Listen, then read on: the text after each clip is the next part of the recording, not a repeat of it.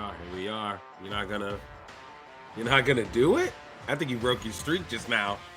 I think you forgot.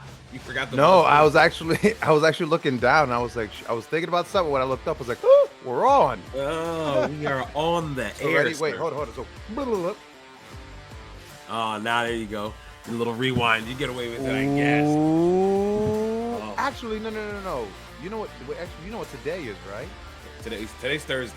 It's about to be Friday. It's Tony time. What do you mean it's Tony time? It's Tony time. Oh my God! It's what are we Thursday doing? kind of day. It's a Tony kind of day. On Why this day, Daddy-O, it is a Sandbox Podcast Network episode of the Pay Window Podcast. It is your boy, Vernon Somoza. That's him. You know who I am. You know what I do. I'm bringing that energy tonight because I feel great. Get my tip right. We got ourselves an awesome review last week. Oh, my voice. Excuse me. Ew. Tip touching. Excuse me. Tip touching. But an awesome review last week. I'm excited about it. Shout out to my guy, my brother from another mother, the one and only, my first ever client.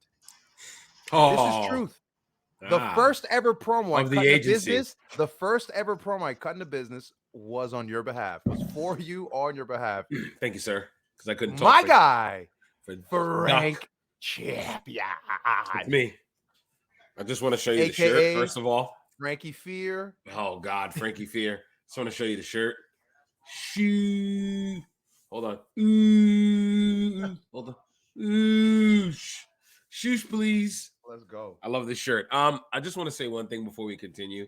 I have to have a disclaimer. I mean, if y'all don't hear my voice right now, I'm a little under the weather.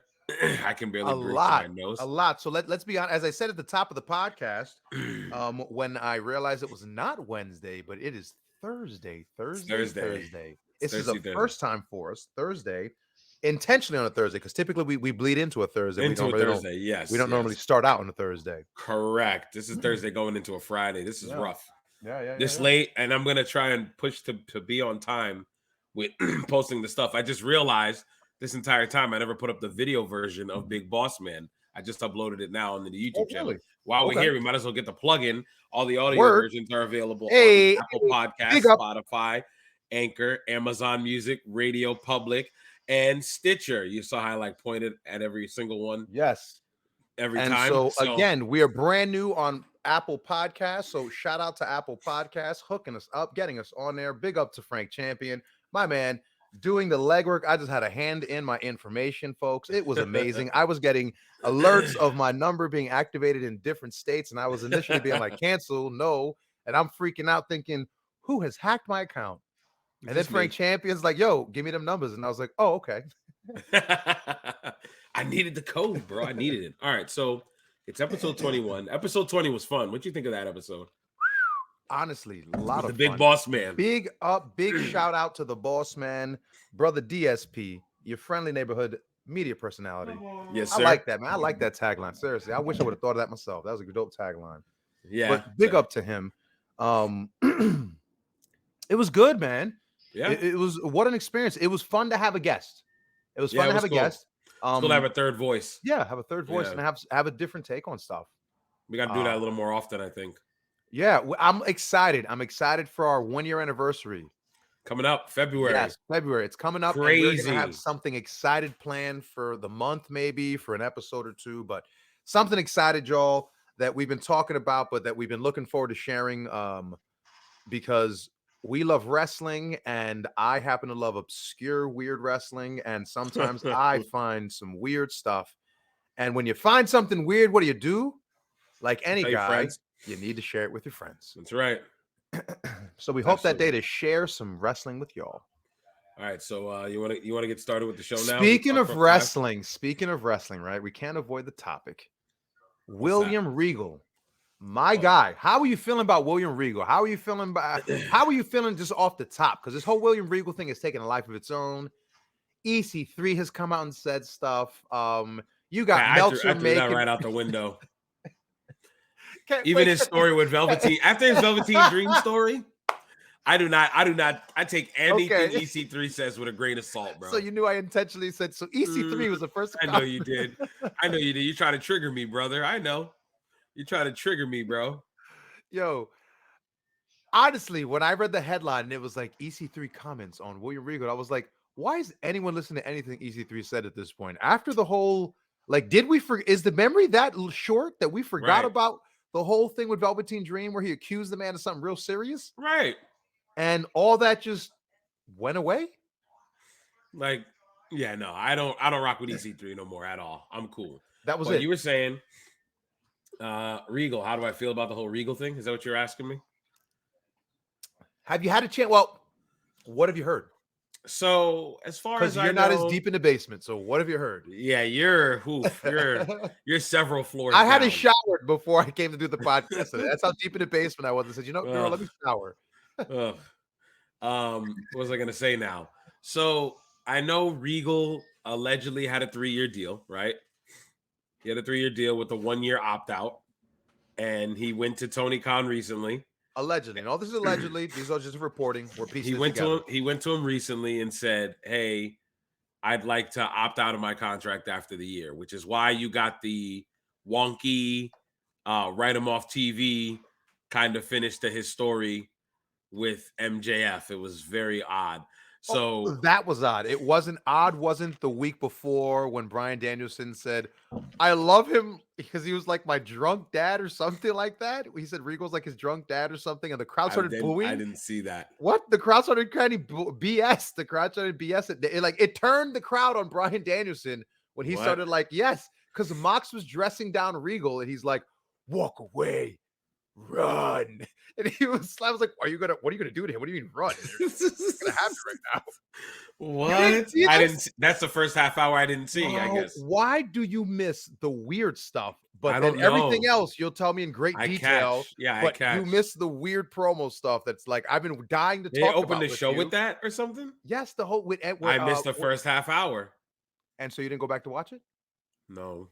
It's AEW. Why would I do that? This is professional wrestling journalism at its finest. I didn't think I missed anything important.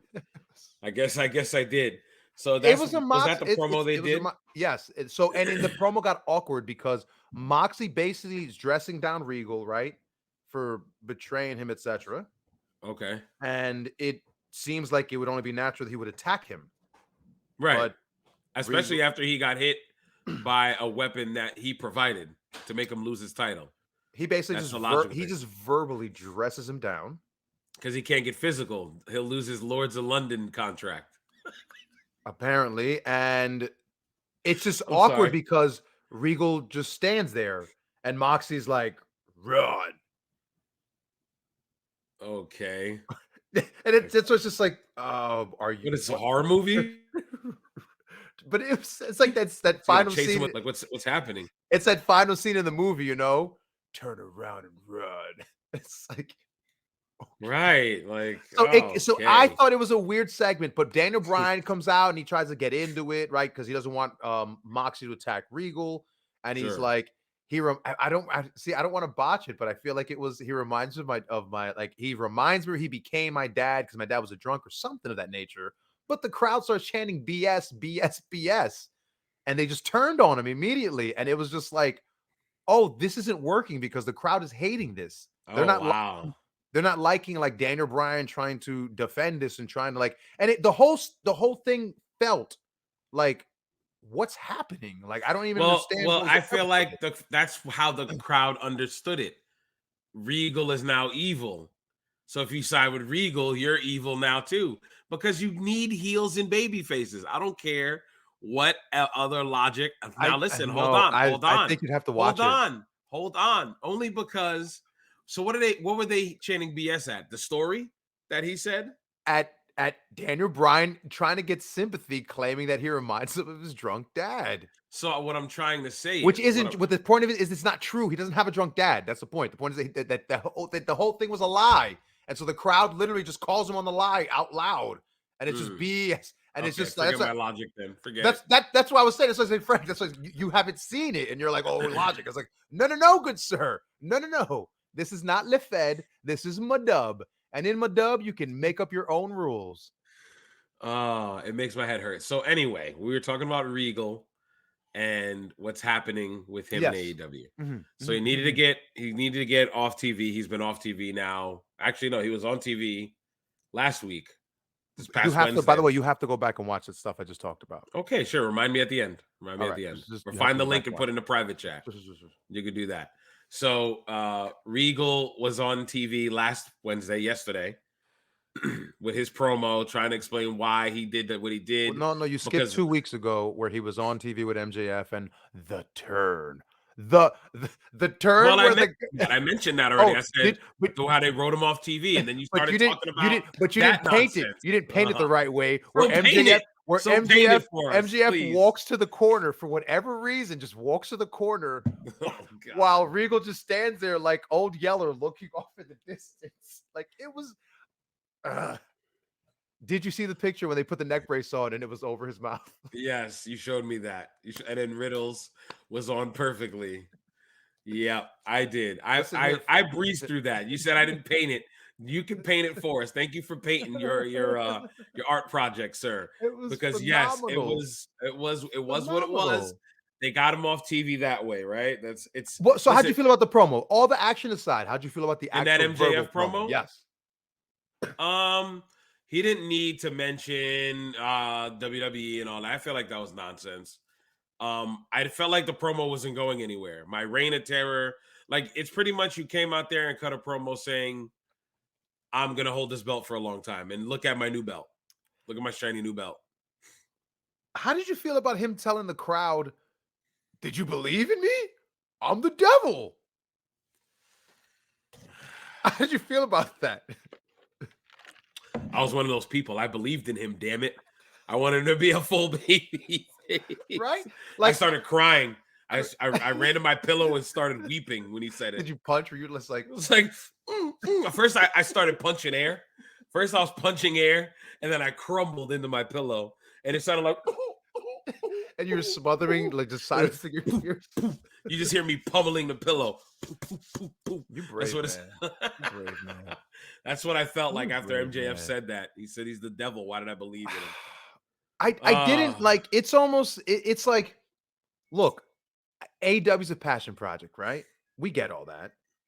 So why pretend to have the rules of wrestling here, right? Like at this point, I watched someone on Impact die. I didn't realize that really happened. That whole alley thing where she got stabbed in the throat. I was like, some other guy got shot. Remember? But I've never seen. I've only heard about it, but I've never. It was dark. You didn't see the physical bullet fly. But the alley one, you watched the girls die. Alley died. Yeah, the character was killed on television. So I'm like, you know what? I mean, this is just his passion project, and it doesn't matter anymore. But listen, at this point, you can't apply wrestling to it anymore. This isn't wrestling. Yes, of course it is. Wrestling's an art style, sir. It could be whatever you want it to be. God. All right? Okay. It could be whatever. Okay. Let's get back on Regal. Yes, back on Regal. So I think this is the latest that I have here. Yeah, man. On an article here from Wrestling Inc., Tony Khan clarifies William Regal's AEW status. This is by Eric Mutter. This was updated yesterday at 3:57 p.m. Eastern Time. After a few weeks that felt like a few months, the latest big story of 2022, the saga of William Regal and whether he'd be staying in AEW or leaving to go back to the WWE has come to an end. Speaking on the media call for this Saturday's Ring of Honor's Final Battle pay-per-view, AEW and ROH owner Tony Khan confirmed that Regal will be returning to the WWE, having requested that AEW not pick up an option in his contract to allow him to return to WWE and work more closely with his son. NXT wrestler Charlie Dempsey. Oh, I read that weird. NXT wrestler Charlie Dempsey. While Regal will be back in WWE soon enough, Khan also confirmed that Regal is still with AEW as of now and is expected to remain with the promotion through the holidays. The revelation was one of many for Khan to open the scrum, as he was revealed that his mother had suffered. We also know that his mother suffered a stroke. 2 strokes, it says here. Yeah. 2 strokes in the last several months. That's awful. Mm-hmm. The overlap of the strokes and Regal's request was so recent that Khan and Regal actually discussed the situation over the phone. Oh, that's what you were telling me about earlier off the air. over the phone while Khan sat outside the hospital with his mother was in. Yeah. Khan was nothing but positive in regarding Regal in their conversation. All right, I'm just seeing if I need to read the rest. I want to clarify. Black will come back here. Yeah. He was betrayed by MJF. We literally just talked about that. So Regal's going back, according to what Tony Khan said during the media scrum, right? Yeah. Regal's going back. To I also want to add Regal's this. not. Go ahead. I want to add this. So the thing about his mother? Yeah. He mentioned it a lot. That's all he kept talking about during the scrum. This. It must still feel fresh for him. Yeah, he said past few months. So yeah, and so he kept bringing it up, and he would bring it up, and he'd like talk about something else. He'd bring it up again. He'd talk like so. I don't know. I feel like he's in a weird place right now. He wasn't. Yesterday was the weirdest Tony Khan I've heard. It wasn't Tony Khan. Really? He wasn't his goofy self. He wasn't his he wasn't ready to piss and vinegar yesterday. Yesterday he was kind of like maybe I don't know, maybe this thing with his mom like I said, I think it affected him because he kept bringing it up. Of course. Would it affect you? It would affect me. 100%. 100%. I know that. And again, I didn't realize he was 40 and he's not married, has no kids, has nothing. And I didn't realize all that. So apparently this is a very big deal for him in his life, his mom. So yeah, absolutely. I was like, I wonder if he's got that weird Elvis thing, where like if his mom goes, he'll crack, which I hope he doesn't. But no, he was very docile, dude. If you hear the interview, he was his voice, he wasn't himself. He wasn't his usual high energy self. Yeah. He was like the most sedated, and like I said, can't blame him. And even in telling this story about Regal, he would tell about Regal, bring up his mother, like bring up the Regal thing, bring up his mom thing. Yeah. And so he very much, and he kept saying, like I told you off air, one of the things he said, it was AW is a family first company.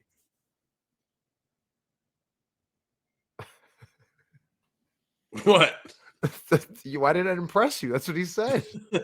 Was that supposed to impress me? Yes. That AW is a family. You're supposed to say, oh, you're supposed to give me like some reaction to it. No, nothing. No. Well, Tony, sorry. Apparently your slogan did not work. I don't believe it. Well, because he did say, well, I can't give everybody a contract, get out of their contract. But if it was a family first company, he would have taken care of Larry's dental records for what happened at Brawl Out, okay? Larry slander. We are 17 minutes because you put a duck sound over that. That is Larry sound. We're not allowed for that. No, I'm just kidding. I stand with Punk still. I still stand with Punk still. Clearly, there is a double among us, friends. There's a double among us. All right. So what happens to Regal once he's back in the E? What's he doing?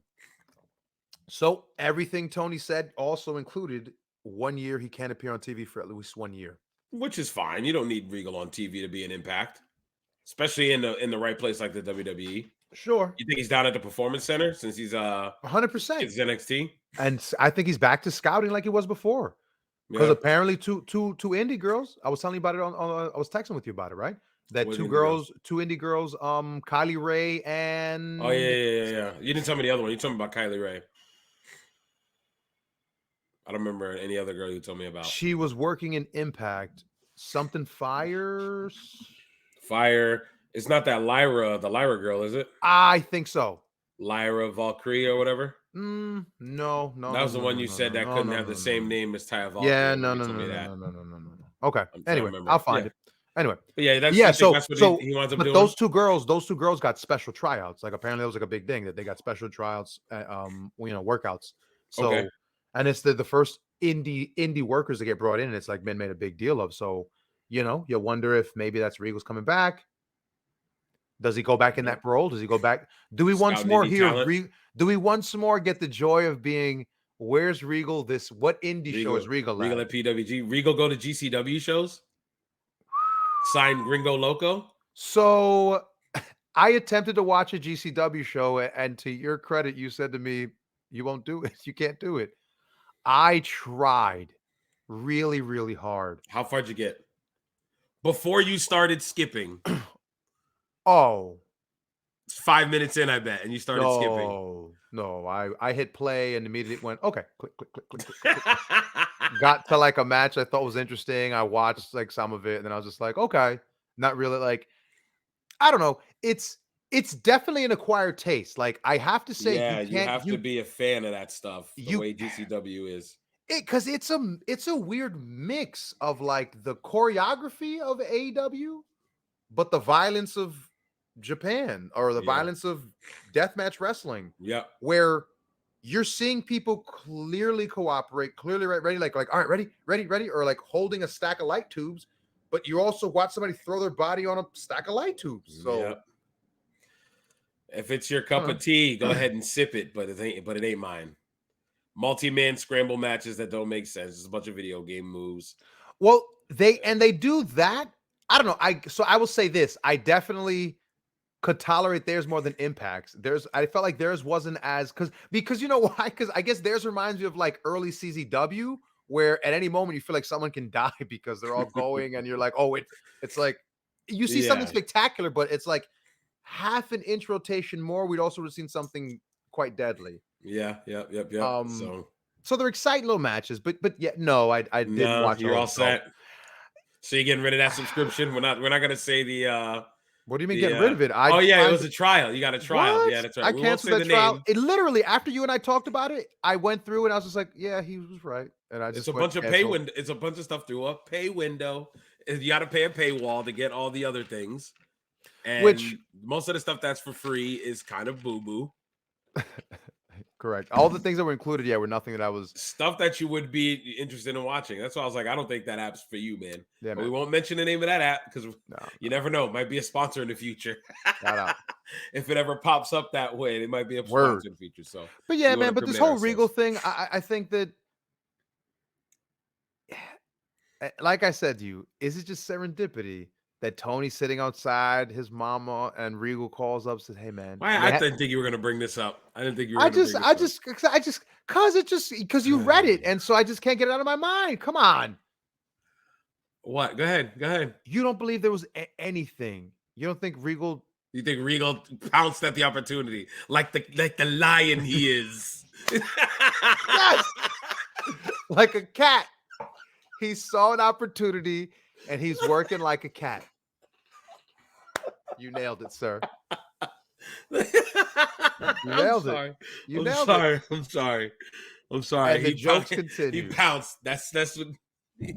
Like a cat. There's no way he does that. There's no way. Okay. Like he premeditated calling him in the middle of him being at the hospital with his mother. There's no way. That's not what I'm laughing at. I don't want people to come in right now and think that's what I'm laughing at. Yes, we're not. We're laughing at a joke because this whole it's connected to William Regal. Anyway, yes, it's all connected to Regal. If you listen to this podcast, you don't think at any point, like around the office, like, yo, I heard about CK. We're gonna sign a card for her or whatever. We're gonna, you know what I'm saying? You don't think at any? No, man, no way. There's no way. Okay. There's no way. I just think if anyone would. There's no way. You think Regal, the villain? Oh my God! Moving on. Let's OGV, move on. Or was it OGV? Original OG villain, the original OG villain. OG villain. All right. So speaking of the other villain that he was helping for about a week and a half. Just like that, the smile on my face turns up. So this is my This is my assessment, I guess, of AEW. AEW will do something very good, very, very good, and then they will counter it with something very bad right behind it. Point in question, I guess. Point being, or something like that. Point being. Thank you, sir, Mr. College Education. Appreciate you. With the Acclaimed last night, Acclaimed and FTR put on a phenomenal tag team match. That match was great for a TV match. They did a lot more than they needed to, especially once they got down to the sequence where they kept saving each other right before they went to the finish. I thought that was it was a lot going on, but I was like, man, I get they're trying to go in, but I was like, they're doing a lot. But even still, they did a lot and it still worked out. It's going to become like, but I feel like for FTR, as of yesterday, that makes them on TV. That makes them what? 3-5. 3-5. In 2022. Loud noise of water. 2022. They're 3-5 in 2022. 3-5. Number 2 tag team in the world. holding 3 sets of belts, took a L yesterday to AEW. So what does AEW think of all the 3 rest of the belts? Oh, of course. But hold on. Let's be serious. Anyway. Let's don't do that because it's my promotion.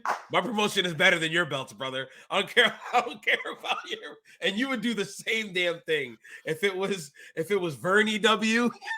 They'd beat everybody. So you don't think New Japan felt some type of way? Nothing. You don't think any of the promotions felt any type of way that their champs who came out with the belt? Why are those belts been on them for so long? Are they defending them all the time over there? I really think the reason they have the belts, I think Tony has some financial investment for those guys having those belts because it's the only way he can justify them being the best tag team in the world. Because again, they've been on TV for seven tag team matches, and everything else has been in 6-mans or 8-mans or multi-mans. So you think Tony has some agreement? He can put the Ring of Honor tag belts on him. It's his belts. Oh, he has an agreement with AAA, and he has an agreement with New Japan that allows them to hold the belts for that long, and he's paying a dollar amount for that. I think so. I think if there's I can see that. My wrestling brain tells my Tommy Dreamer crazy wrestler brain says to me that they worked out a deal that he says, I'll pay y'all buttload of money to hold the belts and I won't disrespect them. I won't do nothing, blah, blah, blah. And they said, I can see it. Cash is king. And you got tons of it. So you can let them work out there too, which is what they want to do, right? And they've used it, right? Because they've been booking them on the American Japan tour, and New Japan's about to do an American tour soon. No, They got an American tour booked in California or something. So I think so. Yeah, so it makes sense. So we're going on a crazy tangent. A wild tangent, yes. I was talking about the Acclaimed. I said they always start off with something good, something bad. And the FTR, something good. They had a great match about FTR, yeah. Yep, and the something bad was how they set up the FTR Briscoes dog collar match. That was my issue with AEW. I was just talking about that before we go to MJF because you were saying, "Oh, we started off so good, and now here we go." So MJF is set to battle against Ricky Starks next week, I believe, on Wednesday. It's Dynamite Winter is coming, right? We usually don't get to talk about AEW's TV like that, but this kind of intrigued me because it's his first title defense as champion. They put him up against a guy named Ricky Starks, who has been with AEW for a minute, right?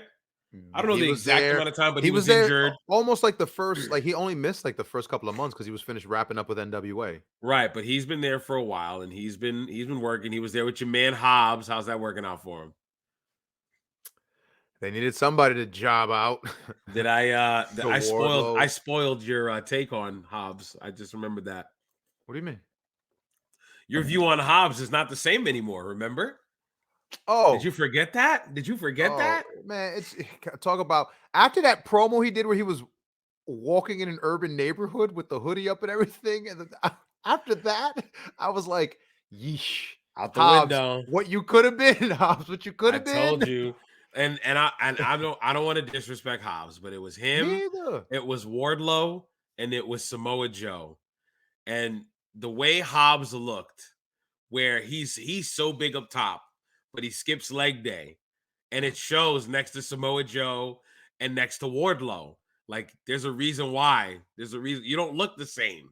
You don't look like a Wardlow. Yeah, when you see him next to a Wardlow, you're like, oh no, okay, I see the difference now. So it's like, I don't know, Hobbs ain't it, Chief. But anyway, we're talking about Ricky Starks. I just said, but just as a beyond the physical look of it, like I told you, once that promo went down and your man had the hoodie up, done here. When he was like, "This, can I do?" He had the hood up. You know what I'm saying? He's your man's powerhouse Hobbs. God, all right, so we're talking about the absolute Ricky Starks. So they're going to compete. So Ricky Starks won a tournament, the World Cup Eliminator. No, what was it? Was the World? No, that was W. I'm sorry, that was SmackDown. Everybody's got a tournament now. I know. Well, no, that's the first tournament they've had in a minute. Yes, I know. That's what I'm just saying. Tony Khan has one every other week. Every other. This one was the world. No, the world something. It was just a title eliminator. It was just an eliminator tournament. Whatever. And Ricky Starks won that one. So he earned a title shot. He earned a title shot. Then he entered the battle royal for the Dynamite Diamond Ring, and he won that. it was originally for a title shot, but then it became for the diamond ring, and it was for both things. But then it was like, what's going on here? So, excuse me, Or Ricky did I make Starks. that up? I don't know. I don't know. I don't Excuse remember me. seeing I'm that. sorry. I think I just burped in the microphone. Excuse me. You did. You did. Ew, I apologize. I can smell it from here, and I got my sinuses are blocked. Oh, I can smell it from here. It smells like hot dogs. 30-minute mark on the dot. You may want to. I'm not quacking that. That's going live, brother. Horrible. That is absolutely going live. Everybody's gonna hear it in their ears. It's gonna be like when we used to play Left 4 Dead, and I just used to burp when that guy used to come through with the vomiting. Can't remember that thing's name. But anyway, so he's working Ricky Starks, right? Ricky Starks been working hard for a while. He's finally starting to get he's getting a shot. I'm not gonna say he's getting a push. I'll say he's getting an opportunity. He's getting a chance to work the world champion on TV, granted, but he's getting a chance to work the champ. So they had a promo yesterday that was I don't know, how do you want to call it? Do you want to call it like some people say? I love how your eyebrows going up, Rocky. Do you want some people how they call it a work shoot? Is that what some people are calling it? Or some people calling it a straight shoot? I'm trying to trigger you now. I'm trying to because you tried triggering me earlier. No, it's trying to trigger you. It's not a shoot. No, it's just a regular promo. It was a regular promo. No, promo where two guys went out there and it sounded like they were picking on each other in the car. So yeah. That's what it sounded like to me. Two guys picking on each other in the car. You got that's why when they were your fake shoes, your unironed shirt.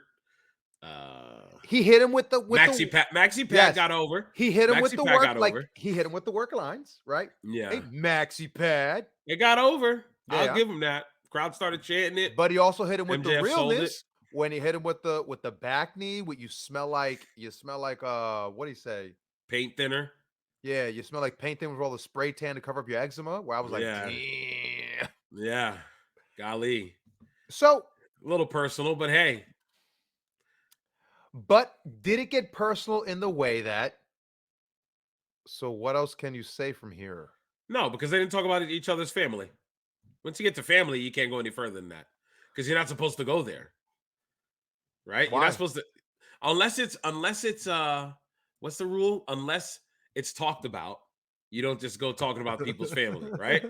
You don't just go say hi to your wife for me. And you didn't talk about it in the back.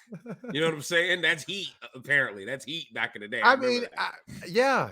I've had thoughts on that. I was like, I wonder, is it heat? Is it not? Is the heel's job not to get you to react, right? So is the heel's job not to be like, hey man, tell your wife I said goodnight.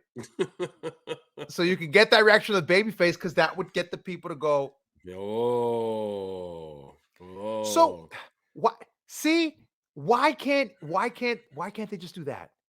Why can't they do that? Right. So yesterday in that that promo we just talked about, right? That ended in my opinion, which you broke my heart when you told me someone else said this too. But it seemed to me like it was the final scene of 8 Mile where Eminem dresses himself down. Except these dudes did it to each other. Yes. They dress each other down in a real way, in a working way, but also like in a way that it's like, oh, I'm going to call out all your flaws, but I'm a promo it. But I'm also going to be on the nose, calling out the things that most would say about you. Yeah. And they did it to each other. Sure. Yeah. Dime store, dollar store, Dwayne, the Pebble, absolute drizzling poops. I like that. I love that. Fine. That was good. All that. Yeah. And so it's like, okay, guys, but my thing is, how do you go back to wrestling promos once you've gone there? Once you've dressed each other down in a way, like I said, you dress each other down. So we already discussed this. This is over after next week. Oh yeah, yes. Let's be honest. I was like, wait, what? Let's be honest. You're making this sound like this is the beginning of something long. Okay, you're making it sound like this is the beginning of something that is going to have a long. I remember now.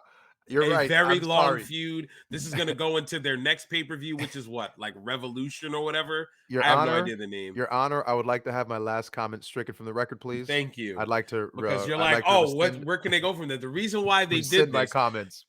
Okay, You're right. I just remembered the whole conversation. They fired everything. Yeah, go ahead. I was listening to Busted Open this morning. Uh-huh. And there were people calling in Please about tell me about this experience. Yeah. This one guy, what did he say? He said that promo moved him so much, he bought a ticket to Winter is Coming just for that match.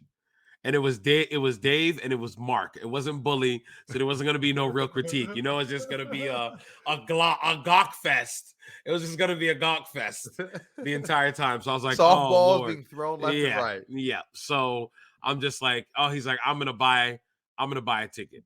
I'm like, okay. The next caller calls in. He goes, I never knew how good of a talker Ricky Starks was on the microphone. Casual, filthy. Did he call him a filthy casual? No, he didn't. He didn't. But I guess there's some other story that's not important that happened, a part of that as well, but not important. So then another caller calls in and says, when I go to the show next week, if they got any Ricky Starks merchandise, I'm buying merch. I swear to you. I swear to you. I swear. What? And then the last caller I heard was the one that did the 8 Mile comparison. Okay, so clearly these callers are planned. I don't know. Then one guy was like, oh, I can see Ricky Starks winning the championship. Do you see Ricky Starks winning the championship next week at Winter is Coming? Sure. Yes. I see him winning the Burberry custom made belt. Triple B that was just made. Triple B that was just debuted last. Yes, I 1000% see MJF dropping it this coming week. So, like all the great legends, you start off your reign with 1 week. Your reign of terror in 1 week, and it's all over. So as much as Ricky Starks did for himself last night, it's going to be for nothing against MJF. My thing is, what is it going to be for him after this? He has to put on a good performance, which I think he will, because MJF is easy to work. MJF doesn't do anything out of this world. Yeah. Right. And he's able to work that style too. He can do the spotty stuff and he can do the other stuff. So yeah. So I think as long as him and Ricky, MJF and Ricky put on a good show, Tony Khan should find other reasons to use Ricky Starks. Will he? That's the question. And what's crazy is if you listen to Mark today,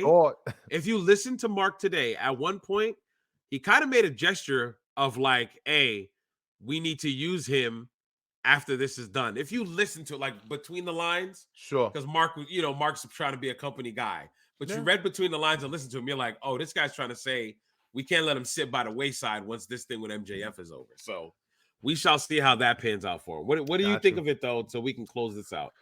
I like to. I said I rescinded my comments about it because it was what I thought it would be. Okay. Right. It was exactly it. I knew Ricky Starks should go. MJF, honestly, great talkers. They're both good talkers. They are, but I guess I don't know. I wanted something different from MJF. Maybe I don't know. It wasn't bad, but it's just MJF for me. MJF feels like he's becoming kind of like he's got a flow, right? Like kind of. Remember when you taught me cadence in hip hop? You blew my mind, and I was like, holy cow! I was like, wait, what? Yeah. And all of a sudden, every rapper I listened to, I was like, oh my God, this person has a cadence and there's the same cadence. And it blew my mind. Yeah. Changed the way I listen to music because all of a sudden I realized there's a pattern that I could never paid attention to. MJF feels like he has a cadence and now we were talking about it, right? Like I in that whole weird pseudo devil babyface run thing he did that whatever that was, right? Where he convinced the people he was a baby face, but he was really a heel and all that. Yeah, like straight nonsense. There were moments where he like, I love you. Right? Remember that one promo? He was like, I love you, whatever. I love you, city of people, but you're poor and you smell. Yeah, you're a bunch of poors. Yes, but I love you guys. Come on, man, show me some love, guys. Huh? Come on. It was weird. Like very weird. Sticky. Because it was like, okay, it felt like someone said, hey man, pretend to be a baby face, but don't forget you're a heel.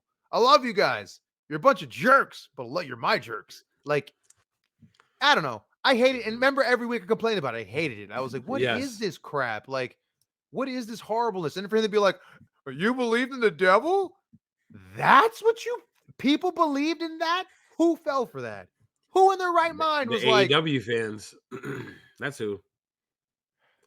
They love that That's stuff. what gets me so angry, because that fan base will work with the story, and then all of a sudden decide to go, oh, the story sucks, and it's like, oh wait, so every other Now, damn thing you'll watch, you guys are all in for, but the second, what I feel like is a great wrestling story, oh, this is stupid, this is terrible, I don't want this crowd. Like, that's what kills about this crowd. But you love it.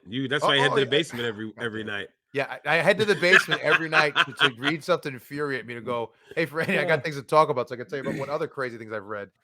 All right, so where do we want to go here? We want to talk about Dustin Rhodes, or you want to talk about Mox? What do you want to do? Oh man, Dustin Rhodes, big up to him. Final year of wrestling. Is he done, or is he going to keep going? Because people are calling him out. He says he's done here. Yeah. Oh, so did he? He's confirmed he's done. Yeah, he's confirmed. He said Okay, I didn't know 2023 will this. be his last year in the ring. Good for him. I've got a Wrestling Inc. Article here. Another one written by Eric Mutter. This was today, about 8 hours ago. He wrote this article. So it says Dustin Rhodes confirms when his AEW contract is up. The end of his in-ring days is in sight for AEW's Dustin Rhodes. The longtime veteran of the Squared Circle made that clear recently when he announced that 2023 would be his last year in the ring. And at least a few days removed from the announcement, Rhodes is sticking to that statement. In an appearance on Busted Open Radio, Rhodes went further into why he had decided that 2023 would be his last ride, including talking about why he was wrestling less on AEW TV and how his recovery time between matches has extended. He also revealed that his decision to walk away coincides with his AEW contract coming to an end. I made the decision that, hey man, at the end of July, my contract is up and I'm going to be done with the in-ring, or at least tone it way, way down, Rhodes said. I don't know if that's going to be it, because when we say we're retiring, we always come back. And we never say never, but that's what I'm looking for, an end date for my in-ring wrestling career. Hold on. Rhodes feels getting out of wrestling around the 36-year mark of his career is a good number to leave off on. Wow. And he has no regrets for his career overall, regardless of the good or bad that's happened. But while his in-ring days may be winding down, Rhodes is still looking to be involved in wrestling going forward. I want to get out while I can still walk, but still teach the kids, still coach, hopefully, if I'm allowed to do that, and occasionally make an on-screen appearance, Rhodes said. I just don't want to embarrass myself is the main thing. Okay. So that's good. That's good. Hey man, you know how I feel about that, about vets who know when to walk away and when not to feel themselves stuck. Like, yeah. I have to keep working. Yeah. So hold on. I had to take my sip, man. That was a lot of reading for a guy whose sinuses are absolutely blocked. Like, it's I can barely breathe right now. I'm choking now. Take it away, Vern. Hold on. Why are you just laughing at me? Take it away, Vern. Yeah, man. Jesus, so Dustin Rhodes. So big up to Dustin, man. I mean, look, I like it. He's gonna walk away. 36 years. That's a great career. He's had a career we can all talk about, a career we can all go back to and watch. We can still appreciate it. Yeah, I'll end it there. Yeah. Because I was gonna start talking about the plane ride from hell and all that. I'm like, you know what? Why be messy? Why be messy? Exactly. Why be messy? So go ahead. Give him some flowers. I will. No. I will. The natural when Dustin and Dusty were teaming up, and the natural and WC, I was all about it. So my question for you. For you. What is Dustin Rhodes, Goldust, Dustin Runnels? What's his legacy? What's the thing? Goldust. Okay. Goldust. Unfortunately, the Heat. So am I making this up? But at some point, right, he made it a point that he wanted to have his like the Runnels. He didn't want to have the Rhodes name, so he wanted to make sure that his name was bigger than that. So he's achieved it, right? He in a way, he made his own lane in a way that wasn't built off of Rhodes. Yeah. So did I make that up, or did he? I feel like he said that in like a documentary or something. No, I think you're right. I think you're right. And if I'm making it up, well, whatever. This is an opinion show. We're not daggone journalists for real. We make that up, friends. We're just opinions. So whatever. This is conjecture. Drunk and facts. If I'm making this is drunk facts. Exactly. Without the drinking, we don't drink. So I don't. So Anyway. But yeah. So in a way, yes, because Goldust, the same way Cody Rhodes will forever be Cody Rhodes. Goldust will always be Goldust. He'll never have to share with Stardust. We'll talk about Stardust, but he'll never share with Stardust. Stardust will never eclipse Goldust. No. The same way that that Cody Rhodes is the son of the son of the plumber. The son of plumber. Yeah, the grandson of a plumber. Yes, sir. So I agree. I definitely think it's Goldust, grandson of a plumber. How would he be the grandson of the plumber if he's Dusty Rhodes' son? He's the son of the plumber. Huh? He's the son of the plumber. Dusty is the son of the plumber. Oh, I guess so. Oh, true. Oh, Wow. Because a son's son. Son of the plumber, that one up high is the grandfather. Grandfather, father, son. The son of the son of a plumber. He's the grandson. True. Of a plumber. Touche. Are you good? You Gucci? You look like Orange Cassidy right there. Hey man, if you just wanted to burn me, you just had to say so, okay? Oh, God. We'll have a match on Friday night at Rampage. I'll see you there. Sounds good. All right. Can I go back to Goldust? I literally had the same inflection as that idiot. Yeah. Gee, that what? Ooh, that what? Huh? That character in wrestling, I don't fully understand. I could have sworn you said something else, but I'll leave it. No, sir. So yeah, I was talking about Goldust. What was I saying though? I forgot. Oh, do you think he's gonna be one of those guys we talk about never achieving like the big title? Like there's Scott Hall.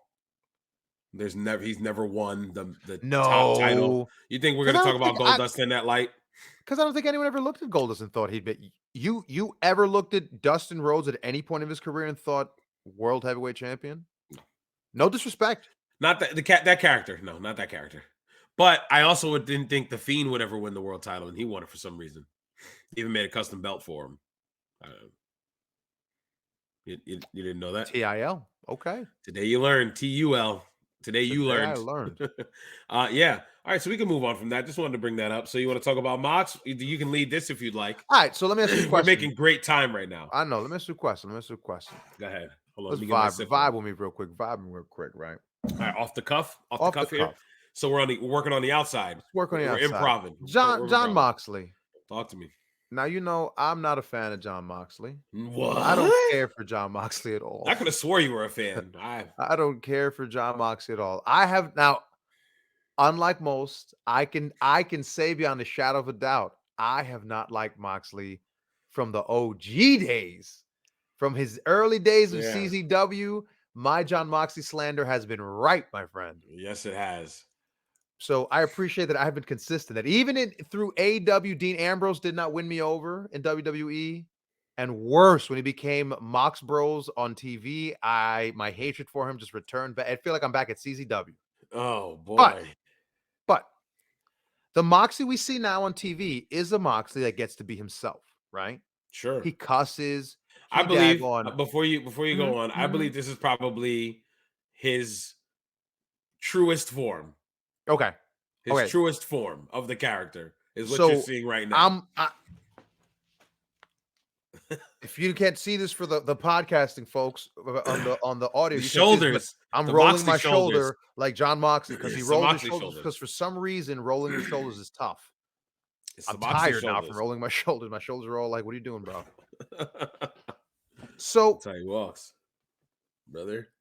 See, I got my neck. Right. Yeah, you got to walk through the crowd.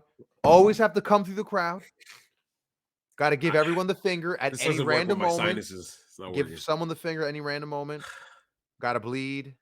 Got to always wrestle on the outside. Must bleed. Always must bleed. Must wrestle on the outside. Yep. Madub, milady. Can he return to a system that tells him no?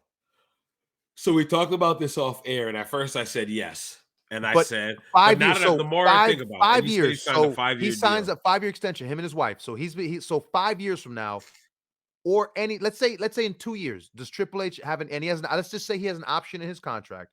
Does he attempt to exercise his option? And if Triple H was in his fantasy world, he makes a play. But could John Moxley exist in a world with rules? John Moxley, the character John Moxley? No. But if they try to bring Dean Ambrose back and Could anybody look at Dean Ambrose and be like, I believe in that character? After seeing Mox Bros for freaking the next 9 years of Dean our Ambrose lives. is a former world heavyweight champion. Dean Ambrose is dead. My name is John Moxley. He said that in a promo. So, hey, Dean Ambrose is dead. So I guess the answer is no, sir. You answered your own question.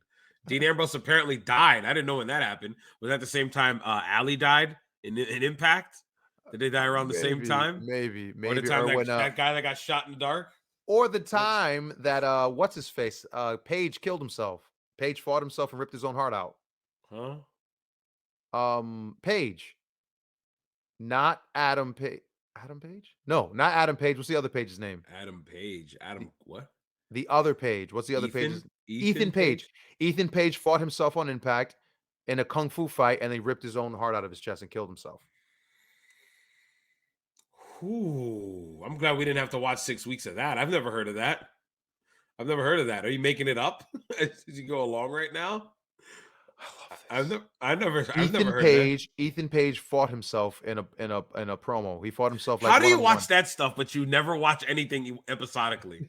How do you get to see that stuff, but you never watch things episodically?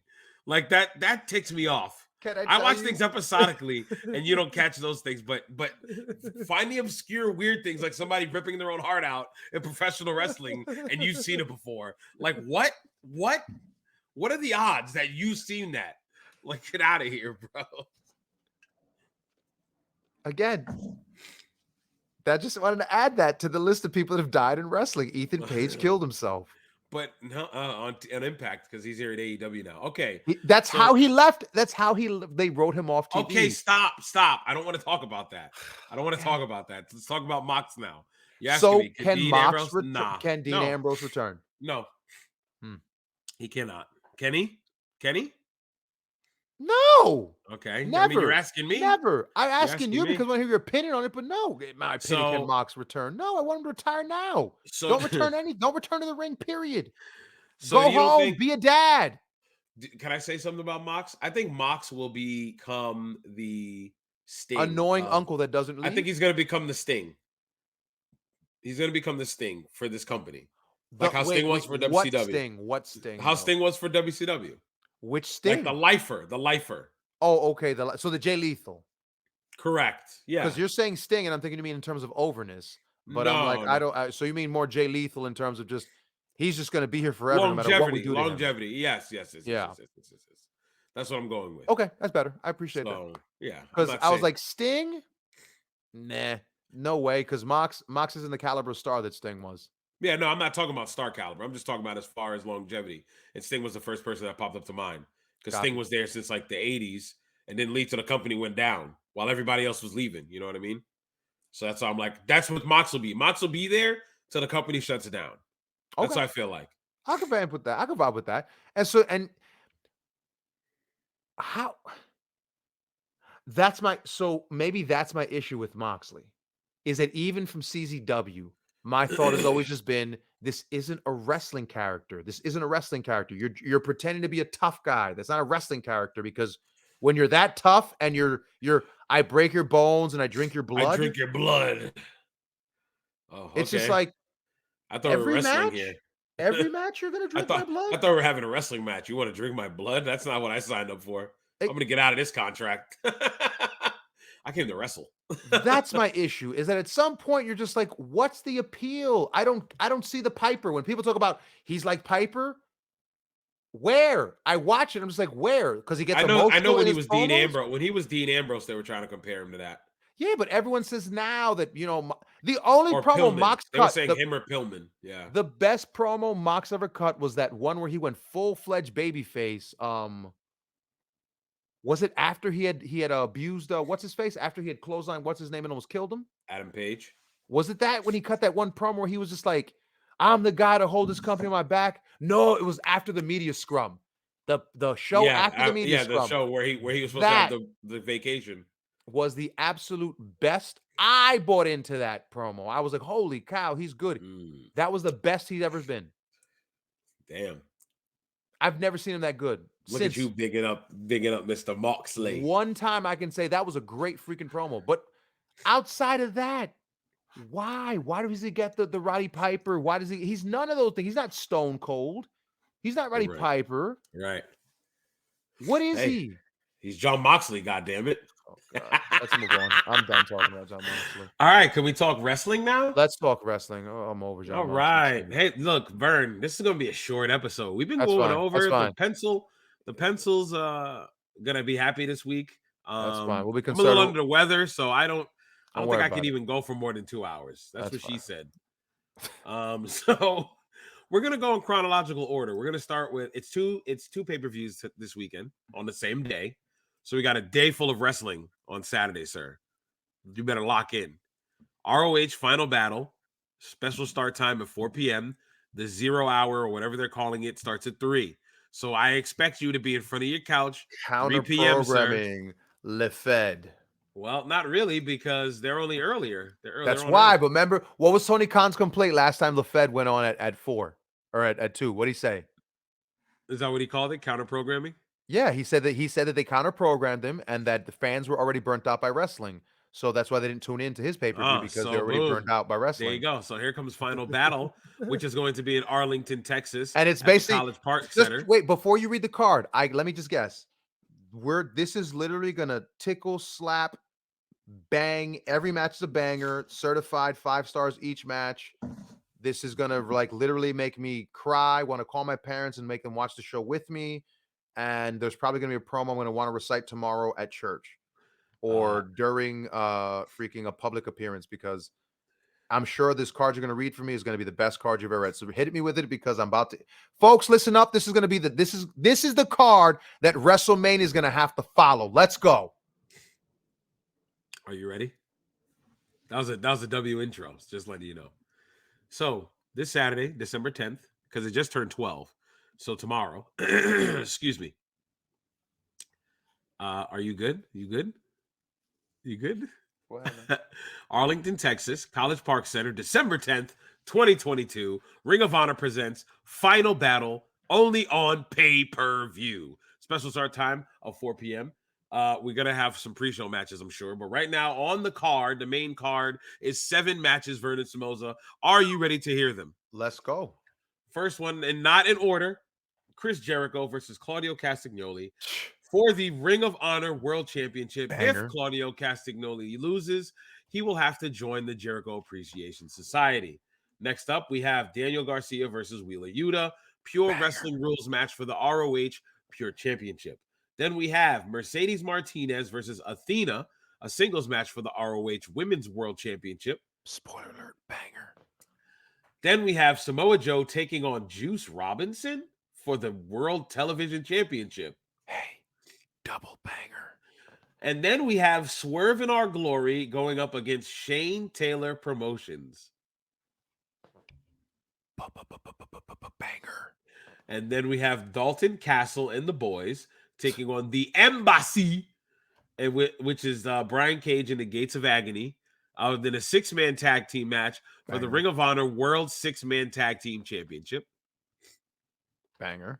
And just announced last night, 2 nights ago now, FTR and the Briscoes 3 will be a double dog collar match for the Ring of Honor World Tag Team Championship. Like I said at the top of this whole thing, WrestleMania, follow that. So you know what I have to say about that? What? Banger after banger after banger after banger after banger. All these matches, these are all bangers, brother. All right, let's be serious. Let's be 100%. Let's be absolutely honest. It's a Tony Khan Ring of Honor pay-per-view. Every match is damn near a championship match because they've got about 8 belts, so they need every match they have. Can I tell you the one I'm looking forward to? Let me hear that. Let me hear about the one match you're actually looking forward to watch. Mercedes Martinez Athena. There it is. That's the one I'm looking forward to. I was looking right at it. Mercedes Martinez and Athena. When you said spoiler alert banger and I'm in my head, I'm like, That's because nobody's going to think about this match. They're going to sleep on that match, and they're going to go in. Well, let's be honest. Athena's been in the news last couple of days. She's been making her rounds because she's been going too hard. You know, Mercedes don't play that. Don't play. Mercedes she can go hard. Yeah. So I want to see two. If you want to go hard, then let's go. I want to see two meaty women slapping meat. I'm gonna say this. I believe in this match, though, Athena walks out the new champ. She walks out the new Ring of Honor champion. Think so. Okay. Yep. Any other matches you were looking forward to on that pay-per-view besides that one? Honestly, no. I just want to see how this double dog collar match with no build is going to go.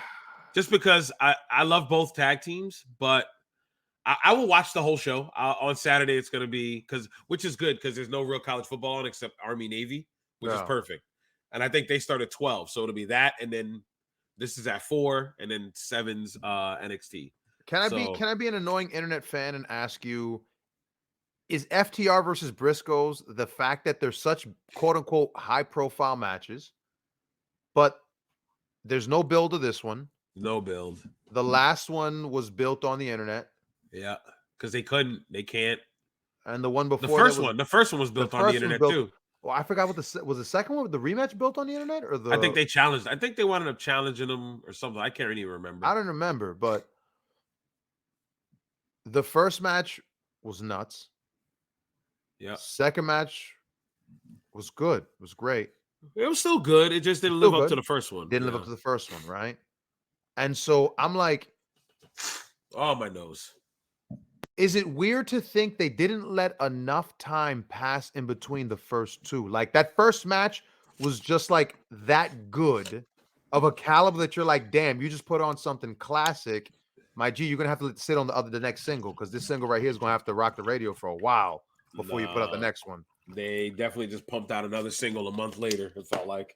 I know, and so this double dog collar match, my fear is, I'm not saying I don't believe it's going to be a bad match. I believe these guys are going to bleed. They're going to work. They're going to work their butts off, and they're going to show. It's going to be. It better be a fight. That's what I. Yeah. If I see a bunch of wrestling moves and tandem stuff, this should be a brawl. Like, I'm not sure. Do you think we're going to see guys whipping each other with the chains?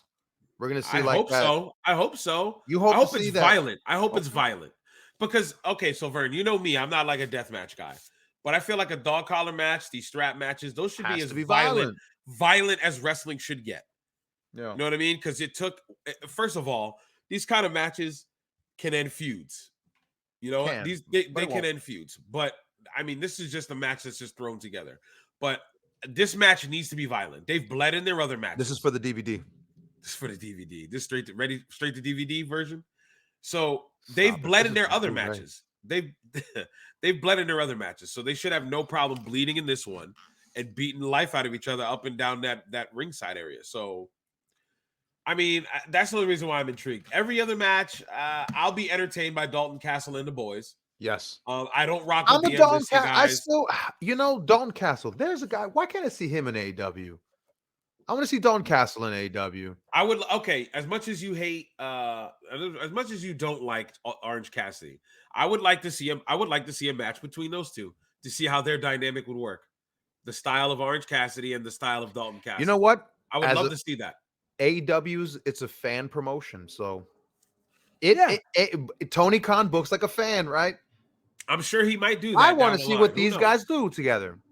Let's see it on Tuesday. Let's see it work, right? No build matches, right? As he said, that's what they did in WCW. So clearly, I'm just copying that. I'm just doing what WCW did in the 90s. Yo, how you feel about Juice Robinson, my guy? I don't hate Juice Robinson. I feel like I don't know Juice Robinson. I've seen the Japan stuff, and still, I don't know Juice Robinson. I feel like Juice is supposed to be good, but then it's like, is he good? Is he only good because he's from Japan and he did Japan for like? Well, remember he was CJ Parker. He was CJ Parker at first, and then when he went to Japan, he got on Juice Robinson. I remember when he was transitioning out of like the bright pastel gear he was wearing, and he started like he cut the hair, and I remember all that. But I have no idea how he ended up as a Juice Robinson he is now. I don't know. I'm telling you, when I saw him on Impact. I don't see the work. When I saw him on Impact and he was cutting a promo, I said, "Is that Bo Dallas?" because he looked like Bo Dallas, and I was like, oh wait, that's Juice Robinson. I had no idea, so that's why I'm like, I don't know. I don't hate Juice Robinson, but I don't really like him either. That's all I'll say. Yo, Yuta Garcia, bro. Banger. Did you remember that hour-long Iron Man match they had? Oh, it was the best. Dude, I'll tell you. I don't like pure I don't like pure titles. I don't like pure rules. I don't like the division. I don't like anything of it. Really? No, you're not a fan you're not a fan of the UWFI rules or the shoot fight rules? No. I don't like it. I'd rather watch round wrestling from overseas in the UK. I'd rather watch that than pure rules wrestling. Oh, I was like, you would like, because UWFI is work shoots, but I was no. That's what I said. British wrestling, right. like British wrestling. I got you. I'd rather watch British wrestling with the rounds, where they have the time off. And they do I have a 12 or 25 disc best of Regal? Has every match he ever did. Jesus Christ, that is. I have ridiculous. stuff. I have footage of him working a carnival when he was like 16. Him working at the carnival at 16. That's lovely. I'd love to see that. That's awesome. So yeah, I mean, when that match is on, I won't be watching. I'll be honest. Little tart. Who, me? you know what I was just thinking of? I was just thinking of those. Oh, man in the mask.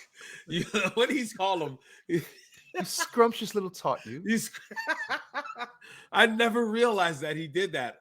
In the basement, they were threads all about, oh my God, did y'all hear what he said tonight? And someone put together the comp, and they were like, yo, it's a bit he's been doing every time he's on with them. And he says, man with the mask, and he just calls him a tasty little morsel. And he said something like, he said something about whipped cream. He said, sure. He says, oh, I'd love to taste it fresh from your mouth. Yeah. Something like that. That was like ridiculous. Yeah. Super Ayo. And he just ran with it the whole time. Regal's a beast. Yeah, shout out to Regal. Because he's British, it just sounds polite. Yeah, it does. It sounds quick, and as opposed to sounding dirty. Yeah, it's hilarious. So yeah, with the Yuta Garcia match. What about you? What about you with that match? Oh, I don't care. I don't care if both of them walk to the ring and both their legs broken in half. I could care less. Jesus Christ. No disrespect. Great journalistic work from our guys. My bad. Listen, wait. Let me. Shout out to Garcia. I watched his life of okay. In the life of her. Garcia's. He's from Buffalo. The homie. He's from Buffalo. Little dude. Little dude. Yes. That is his friends. That is his life. That's what I gotta see that. Yeah, because it's not what you expect, I guess. So it kind of shocked me, but it also seen that he's like best friends with a bunch of indie guys I see all the time, and I'm just like, it's IWTV, right? I'll probably put it on after. Yo, you got to see Kobe, bro. You got to see. Shout out to Kobe. Is that true that he got signed? I seen that, and I was like, man, if that's really true, shout out to him. You got to hear his story. His story is ridiculous. Okay. It feels at some points like he's telling you a story by a certain friend of ours, ex-friend of ours tells stories. Like, because you're just like, because no, in the sense of like that his story is so, but then he has the proof, if you will. He's kind of got the like, yeah, so this happened, then this happened, then this happened, and it's like, wow. Okay. And, again, we'll see. Yeah, you see it, and I want you to tell me if you got that vibe. Okay. All right, because the difference with him was like, I feel like he had a real sincerity versus you having to sit there and go, and that happened too? Because at one point he's just like, yo, yeah, I didn't give a crap. I'd already done dog food. What did I care? At that point, man, you tell yourself you never will. And then when you do, I was like, damn. It started to feel like one of them confession videos. You're just like, that, like you shouldn't be listening to it. Yeah. Like you shouldn't have like this is none of your business. Like, whoa. And at some point, he kind of had that moment where he was just like, all right, I should stop talking. And because it was just like, wow. Because you got to hear the whole story. But at one point, that's one of the things he just says. He's just like, yo, once you've done that, your life is crap. So you just don't care anymore. Okay. All right. So can we move on? But listen, it's a good story. Yes. Shout out to Colby. If you did get signed, my G, even though you don't know me, you met me in PWF back in the day, homie. Good for you. I'm glad to see you in a better place, man. And hopefully you and your son, I won't give out his name, but little boy was cute. Little boy, he's a stay-at-home dad. just so he can stay at home with his kid. It was nice. It's a nice documentary. Seriously, it's real nice. So you should watch it. I will. I definitely will. And then Jericho Claudio. Don't even ask me. Don't even. Well, what do you think is going to happen? Do you think Claudio loses? No, I think that Claudio. I think it's a screwy finish. I don't think it's a straight finish because, well, I mean, that's so. If Claudio loses, he will have to join the appreciation. Actually, you know what? Why not? Because if he does, it breaks up the rest of it forces the rest of the BCC breakup. Because at this point, what's the BCC going to do? They're going to draw out the breakup forever? So Moxley said in the promo that this Saturday is the end of the BCC and JAS conflict, the war once and for all. He made sure he said that in the promo. Right. So he wouldn't say that in a promo if it's facts, right? So listen, we're talking about a fan promotion. So an E-Fed and an E-Fed like this, there's no logic. And an E-Fed like this, you can say the best RP. Whoever's got the best RP that week. Whoever turned in the best RP by the deadline. You know how the deadlines go, Vern. You know how the deadlines go. I love that inside joke nobody will get. Missed it by 5 minutes, disqualified. He was right, though. As mad as we got, he was right. In your youth, you're mad about it, but he was right. Yeah, Make an exception for me. Nah. 5 minutes, Chief. Bro. 5 minutes is 5 minutes. Okay. Taking the L. So, anyway, Jericho Claudio. I think Claudio goes over too, but I won't be surprised. I won't be surprised if Jericho goes over. No. I think he has to lose because it'll put the nail in the coffin. So no, I'm gonna go with he's gonna lose.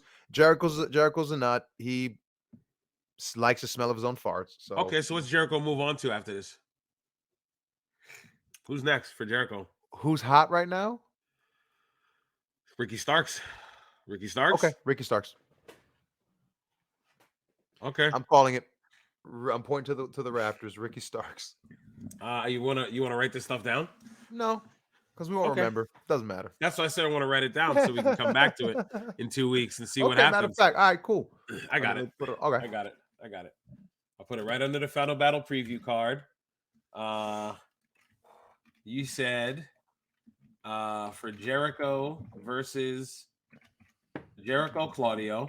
Ooh, that caffeine keep me up. Okay. Vern says Jericho goes over. Claudio, you said Jericho over? Yeah, Jericho over. Jericho's over, not Claudio. Jericho's over. Yeah, no, but I told you. But now that I think about it, yes. Jericho's over. Okay. Starks next. And Starks is the next victim to suck the lifeblood out of. I say Claudio over. But we both agree the feud's over.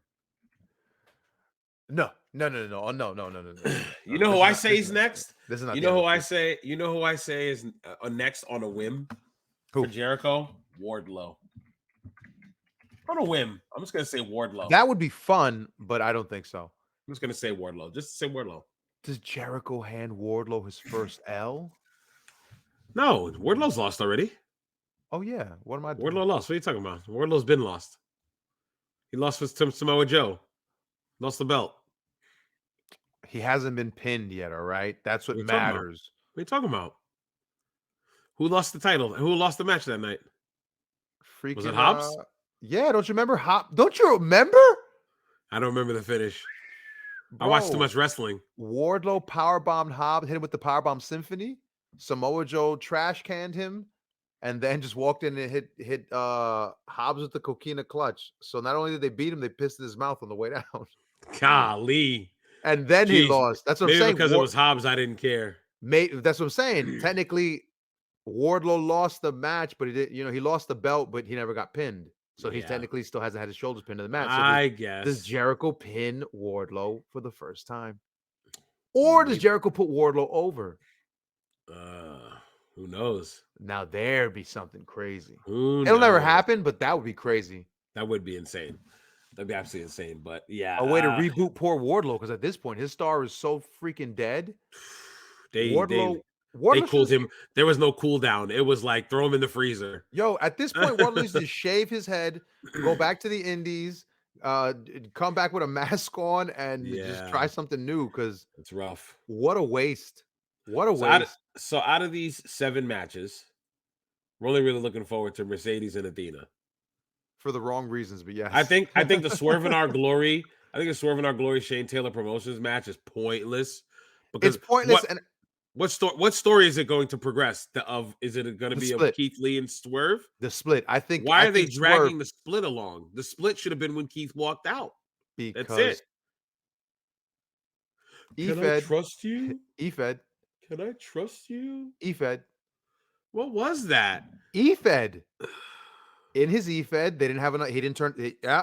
Keith Lee didn't submit his RP in this week. He should have never admitted that that's what he used to do. He should have never done that. He should have never admitted that at the age of 29, he was still E-fedding when he came up with, or 29 to 31, he was still E-fedding when he came up with the name Rampage. Yeah. Because after 20 consecutive years of booking Dynamite in an E-fed with his friends that he's been doing since he was 15. Or like 14, excuse me. I think it was worse. It was like something like 12. Low-key E-fed. Yes. I used to do a paper E-fed, remember? I had a paper E-fed. Yeah. I used to write them. Yeah, we used to, and we also used to be part of an E-fed, a real E-fed. Yes, the real E-fed. Yes, I'm talking about in middle school. Oh, remember okay, in middle school, I had I had mine for my class. Uh-huh. You know, I had a bunch of belts. But let me ask you a question.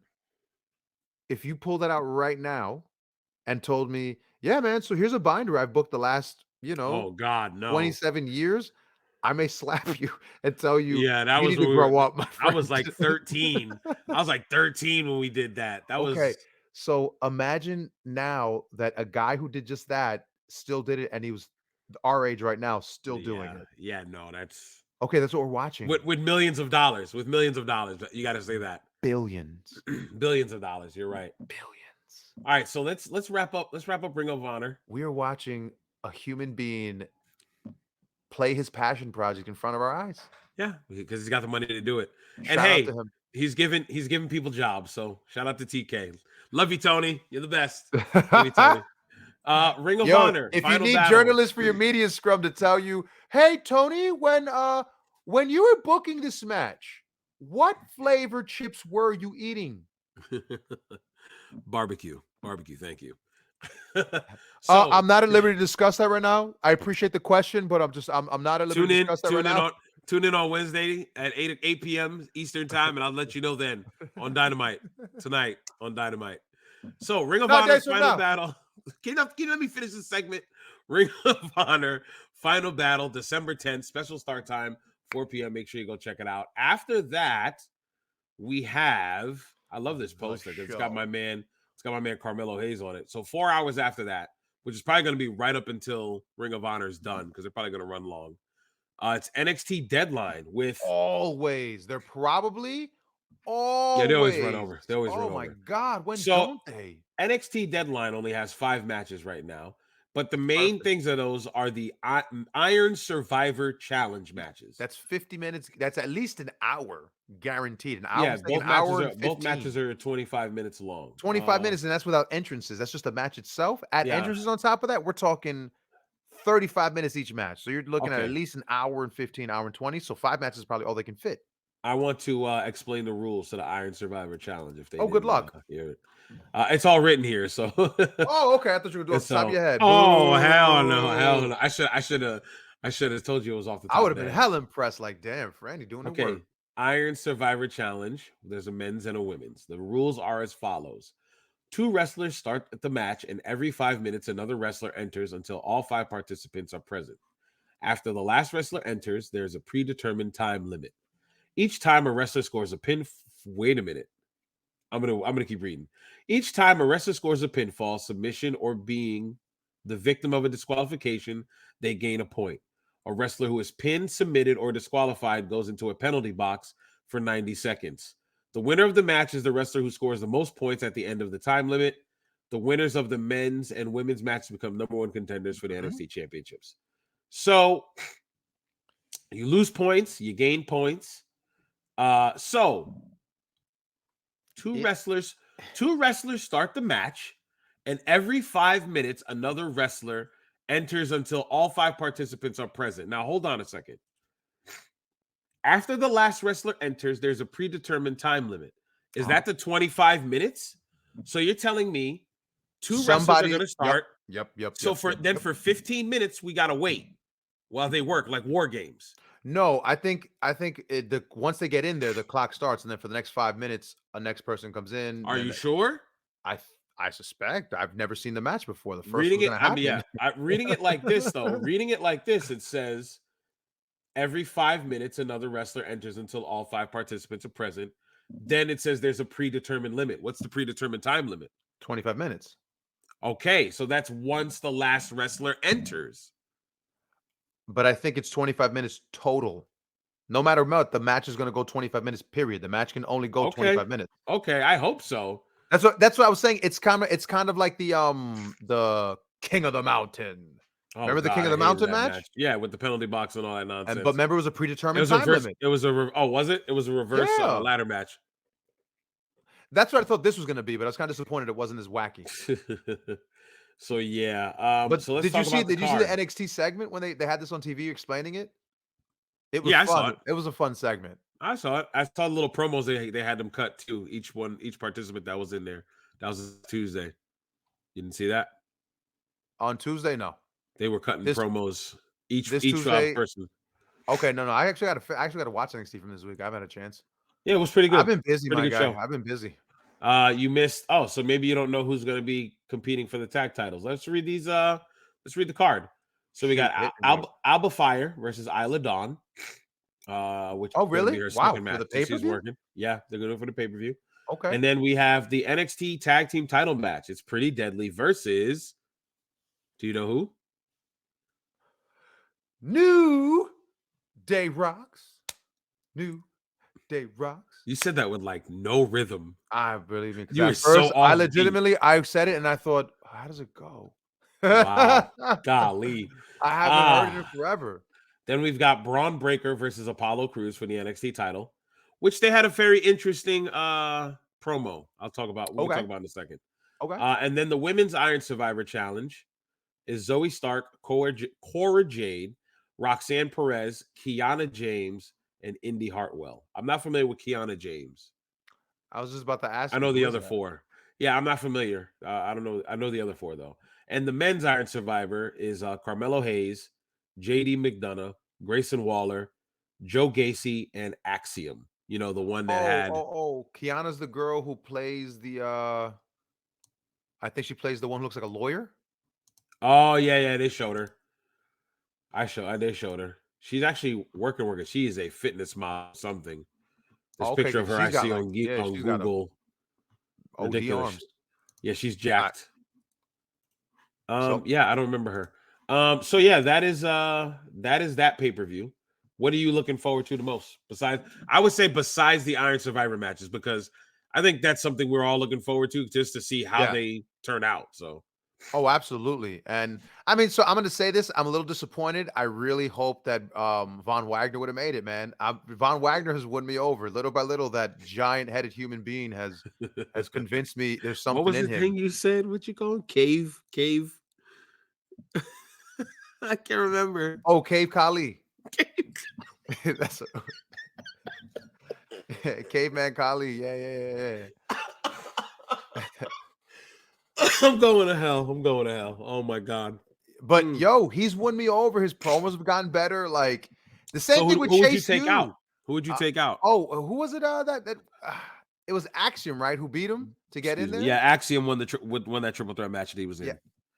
You know what? The one guy out this match that doesn't make sense to me is probably Grayson Waller. Okay. He feels like the Miz 2.0 in the sense that, like, he's like Australian. He's a hell of a talker. He's Australian Miz. Charisma dripping out his butthole. He's quick on the microphone. He's witty. Oh, yeah. But wrestling wise, he's okay. Fine. It's fine. He's okay. It's not horrible. It's fine. Which is almost. I tell you, he's Australian Miz. That's what I'm going with. And he's a hell of a heel in his matches. Yeah, sure, absolutely. But very athletic. Yeah, but I couldn't tell you there's a Grayson Waller match I could quote chapter and verse off the top of my head. Yeah, no, I get you. So So you saying he'd be the one there? I would put Von Wagner, and I probably got to win because Grayson Waller brings the size in this match. No. Yeah, because Gacy's not big. Waller's the biggest guy there. Because Melo's probably 5'10" in all reality. Yeah. 5'10", 5'9". Yeah. So I think the championship match is going to be great. Braun Breaker, Apollo Crews. I think Braun Breaker's he's on his money. Go ahead, tell me. They did a promo. So remember how we were talking about Kazarian and Josh Alexander, and I told you like I didn't like their promos because it was always like respect, and there was no conflict. Yeah, and it became, and then when the conflict presented itself, it was just the most paper thin conflict ever. Correct. These two have done their entire program on them respecting each other. Okay. But done in a way where it didn't seem hokey. Like, I guess Braun knew who Apollo Crews was beforehand. They went out fishing together in their last promo. I didn't see that. They went out fishing, and they were talking about strategy, and they were talking about Apollo Crews kept doing digs on how he's not going to be champ anymore and stuff like this. And I see you start doing that moonsault. I was like, man, I wanted to start trying it. So I tried it in practice one day. I swear to God, this is how the promos was going. It wasn't a promo. It was like a mini movie they made for like 4 minutes. It was like a 4-minute vignette is what they did. So you're telling me my man Braun Breaker showing off them chops? Yeah, showing off his acting chops. It was okay. It was what it was. Was it porn quality bad? Promo. Was it porn quality bad where he's just like, hey man, I'm really happy to be out here. Multiple camera cuts. It looked good. Apollo Crews caught a fish. He caught a fish. Why you got to kayfabe him like that? Why you go do my man dirty like that? Listen, Uha was a beast. He was super nice to me. We had breakfast that one day. All right, so bro, listen. Wrestling's a work. This is a work. He caught a fish. All right, air quotes for the audio listeners. He caught a fish, and then he goes, "What did Braun say?" He's like, "Man, I can't believe you caught that fish." And Apollo was like, it's all right. Today just wasn't your day, and Saturday at deadline, it might not be your day again, or something like that. He said something along that line. I was like, okay. I thought I watched it. I was like, I get what they're trying to do here. They're trying to do the whole respect thing, but you need the conflict. You need. Okay, so you still didn't sell you. It still didn't sell you. No. I'll have to watch it. I'll have to watch it. You have to. It's a contest. You're fighting for the title, the top title of the company. How can you have the utmost respect for your opponent and not have some bit of conflict?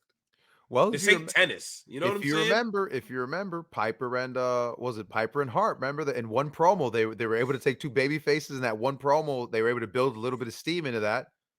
Remember from Mania when Piper was like, "Oh, I remember you were just a little boy in the little diapers running around." How'd it go? I don't know why I did that. I don't know what my mind told me I should do the promo in his voice, but it felt good, and so I just wanted to go with it as opposed to. And I thought you'd work with me, but because you're being a stiff jerk tonight, I guess tonight it's freaking stiff Vernon in the ring tonight. Yo, I'm too sick, brother. Stop. That's what we'll call it. Freaking. Anyway, sorry. Well, folks, that's called working snug. It's called working stiff. That right there is I gave him my arm, and this jerk decided to really hit me in an arm bar. I really hyperextended your elbow. Sorry.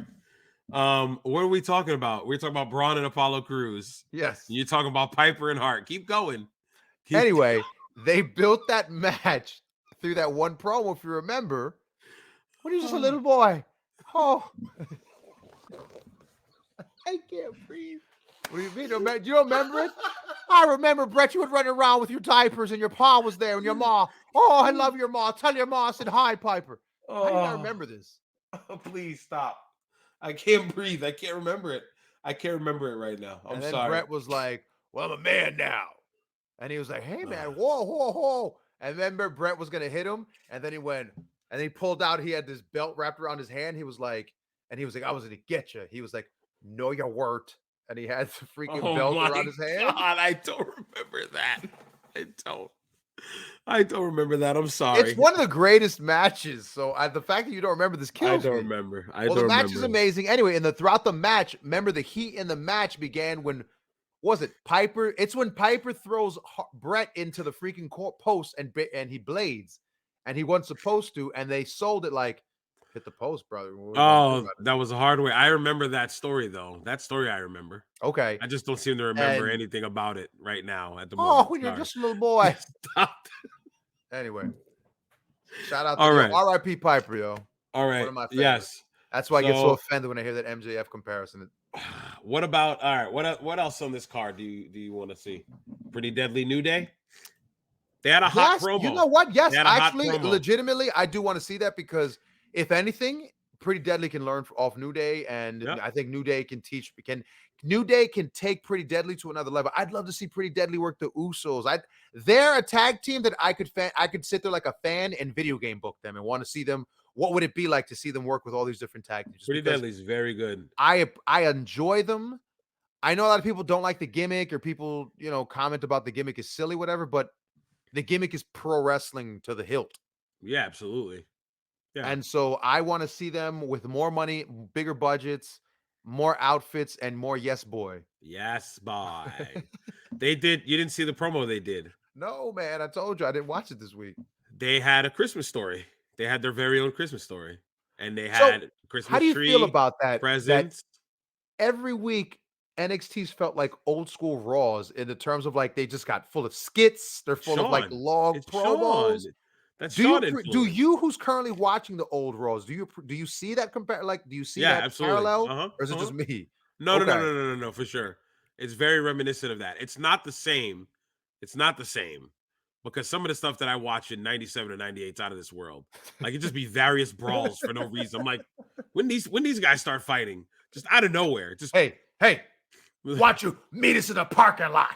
We'll be more than happy to take you guys on. Just fighting for no reason. And it's like, wait, what? And it's not like that, but it's very similar. Very similar. I like the NXT product. I just wish they would do that promo thing we talked about. Come down to the ring, get in the ring. I want a promo. Get in the ring, and all right. Hey, all right. For you. It just I wonder what it would do to an indie show if you just established it. That promos are done with a microphone in hand and somebody's holding it, an interview's holding it. There's someone controlling the show. There's somebody who's running the thing. It's not just chaos and people just randomly show up with microphones in their hands. Grabbing a microphone. Yeah, kind of like Judgment Day. Judgment Day will walk out to the ring and they all got microphones in their back pockets. What? My favorite part is when it'd be like 9 people in the ring and there's 9 microphones. 9 microphones, yeah. It's ridiculous. It's like, can't we just pass one around like at an indie show and everybody's got one mic? Yeah, no, it's person to person. And at that point, you just one person holds it, you just yell into the microphone. Yeah, it's dipping in. It's ridiculous, dude. Ridiculous. Like, I like it. You get yourself a Mean Gene, stick him in the middle of the ring, and let the guys talk up to the microphone. Having JR stand in the middle, it'll feel like a Wu-Tang concert. Yeah, but having JR stand in the middle of Farouk and Rock. Yeah, I was like, yo, and Farouk's promo. Shout out to that promo. Very Memphis you're going on a super tangent. Nobody knows what we're talking about. I know what you're talking about. Sorry. Nobody knows what we're talking about. Yesterday, Frank sent me, or was it today that we were talking about the Rocky Die promo? We were talking the Die Rocky Die promo, and you asked me, "Is this it?" And I was like, "Well, I believe the incident that occurred was the whole thing at MSG, where the crowd began chanting Die Rocky Die, and he cites it as being one of the moments, those defining moments." Yeah. But no, it wasn't. It was Rocky, the promo after Rocky joined the Nation, the very first one, where the Nation was trying to go through the racial racial slander, was trying to be the vehicle. And Rock did an interview. He talked about like he didn't want him. He says in the promo, like, this isn't about race for me, brother. This is about respect. Yeah. And we'll earn that respect. It worked. By any means necessary. It worked when he took it back there, but in the promo itself, there were clunky parts in that promo that just like were clunky. Farouk, first of all, was over the top. Golly, Farouk got no chill. Yeah. Listen, Farouk, when the Nation started and they put a microphone in his hand in his face, up until The Rock took over the Nation, Farouk was ridiculous with promos. Like the things he would say, my Lord. I believed when he said, I'm going to be your GD. I'm going to be your GD. I'm gonna grant you one wish. Yeah, he was wild, boy. He was. But was it not old school where he said in Louisville, Saturday the 18th, get your tickets? I was like, okay. He made sure to hit all the promo points.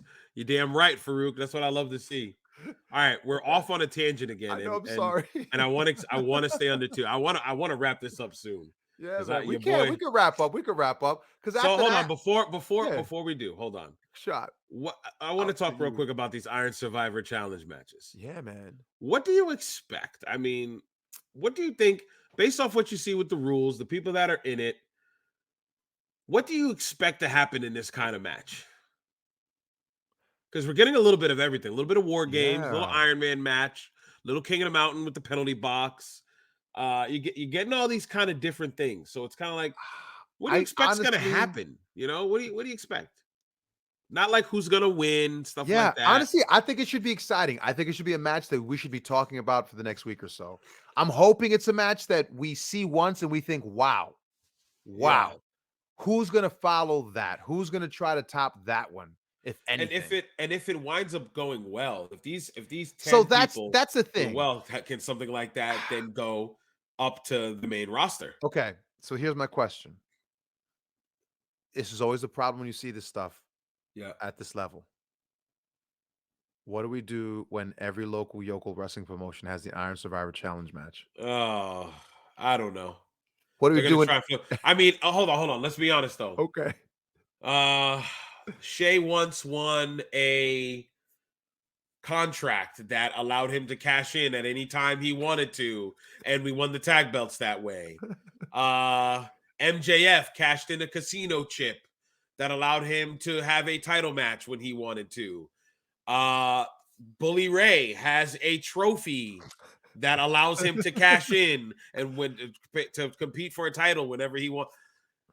Money in the Bank, bro. It was Money in the Bank, and people just took it and ran. So after this match, if this match is a success, it's gonna happen. Are we doomed to indie clones and Impact clones? How are they going to do the penalty box? Actually, no, because how are they going to do the penalty box? Actually, no, because shout out to Impact, King of the Mountain. King of the Mountain. TNA, cross the line. Don't wind me up, slap nuts. Don't wind me up.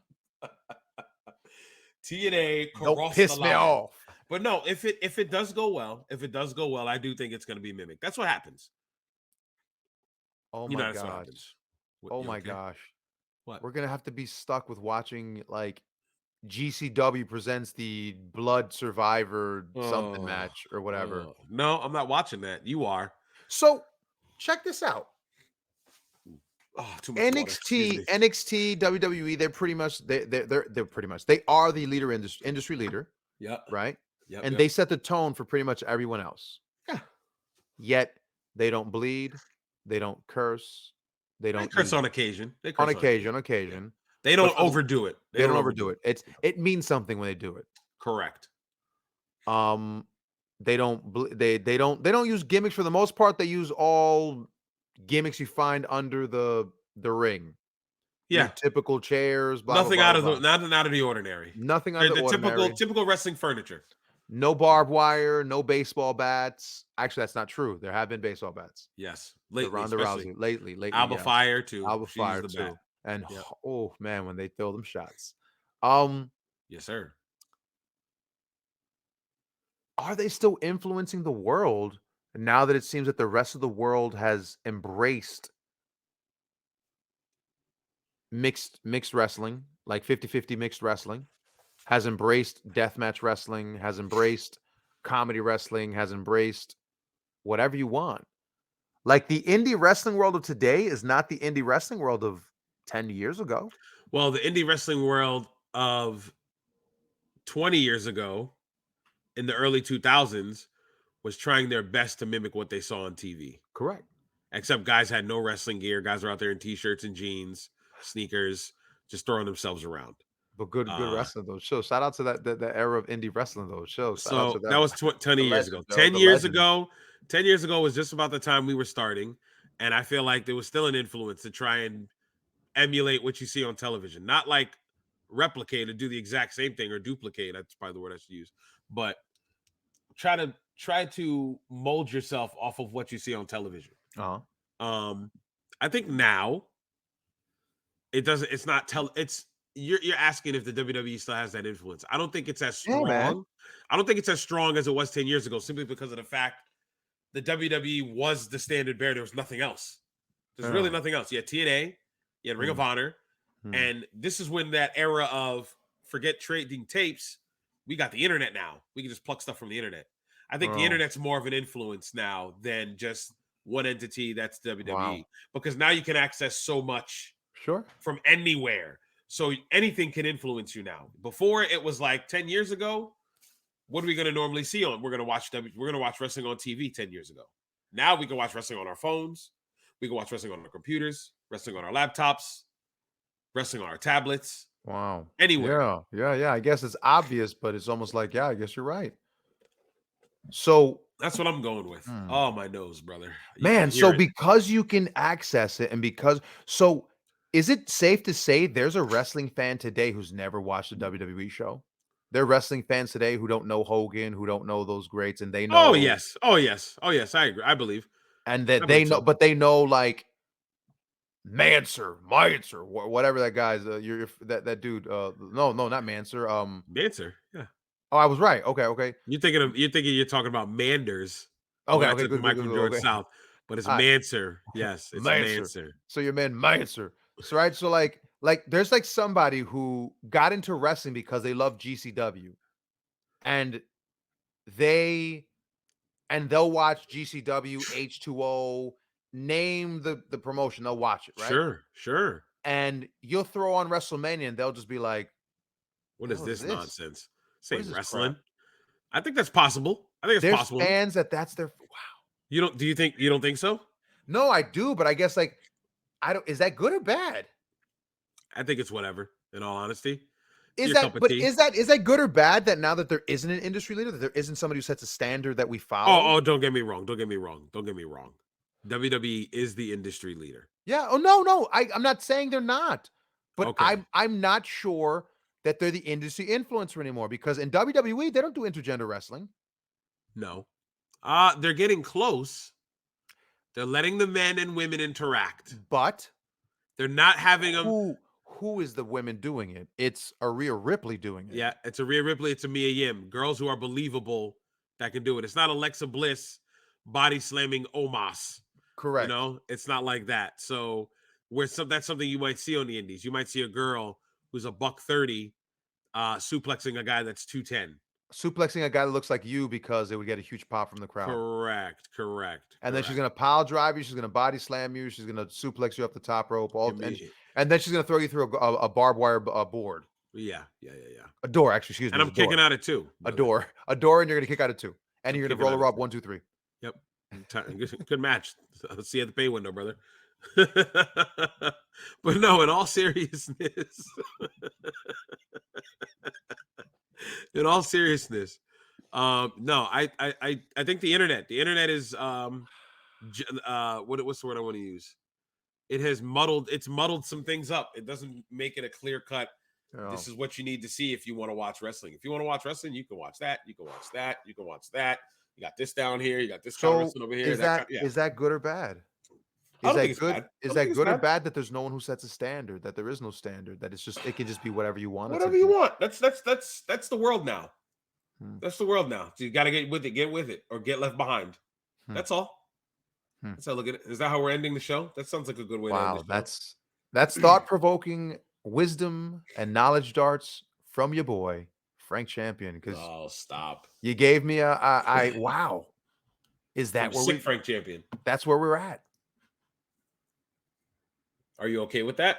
I don't know. I'm gonna have to sit with that. I don't know if I'm okay with that. I'm gonna have to contact Brother DSP to say, Brother DSP, I got a question for you, because I don't know how I feel about this. He feels some kind of way. I feel that's insane. That's insane. I'm getting the posters from my man Shea Dreamer for the next NRG show. And I like it. He's using, it's Friday the 13th. Little peek behind the curtain. Okay. And he's using Friday as the the theme again. So it's looking good so far. Good for him. He's got he's got Ariel, Princess Ariel, as Felicia right now. It's hilarious right now. I love it. It's actually really good. The more you look at the poster, the more you notice the detail he went into it. Okay. So I like it. Big up. Shout out to Shade Dreamer. Yeah, shout out to Shade Dreamer. Can't wait to have him on the show and hear him trigger me and make me want to yell at him all the time. Oh man, Shade Dreamer. That's gonna be fun. All right, man.